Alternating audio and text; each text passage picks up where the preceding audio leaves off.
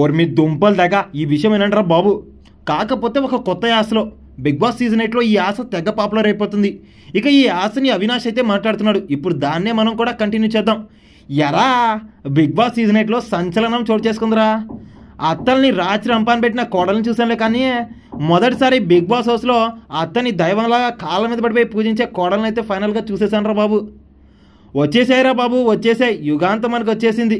కల్కి సినిమాలో చెప్పినట్టు ఆ కలియుగం అయితే వచ్చేసిందిరా. ఈ వింతను చూసి కళ్ళు మొత్తం బయలు గమ్మిపోయాయి నాకైతే. వామో ఈ యాస తేడా కొడుతుంది, కానీ మన ఒరిజినల్ యాసలోకి మారిపోతాం ఇప్పుడు. బిగ్ బాస్ హౌస్లోకి నిఖిల్ వాళ్ళ మదర్ అయితే వచ్చింది.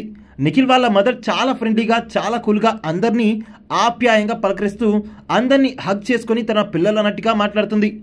ఇదే సమయంలో కాబోయే అత్తగారే వచ్చి వాటేసుకోవడంతో నేనేమైనా తక్కువ తిన్నానా అంటూ కాళ్ళ మీద పడిపోయింది యష్మి.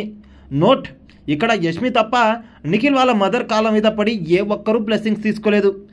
కలిసి వచ్చే కాలం వస్తే అన్నీ నడిసొస్తాయన్నట్టు నడిసొచ్చిన ఈ అత్తకి కలిసి రావడానికి ఈ కోడలు అయితే తెగ ప్రయత్నం చేస్తుంది బిగ్ బాస్ హౌస్లో. ఇక వీళ్ళిద్దరి మ్యూచువల్ అండర్స్టాండింగ్ చూస్తుంటే మ్యూచువల్ ఫండ్స్ సహీహే లాగానే అనిపిస్తుంది.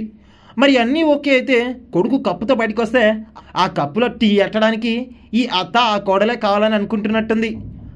చూడాలి మరి ఈ అత్తా కోడలు నిజమైన అత్తా కోడలు అవుతారో లేకపోతే హౌస్లో అత్తా కోడలని చెప్పుకోవడానికి మిగిలిపోతారో.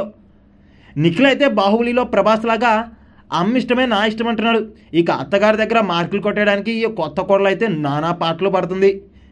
ఇది మొత్తం కూడా ఇవాళ ఎపిసోడ్లో చూసేయండి, చాలా ఇంట్రెస్టింగ్గా ఉండబోతుంది అనమాట.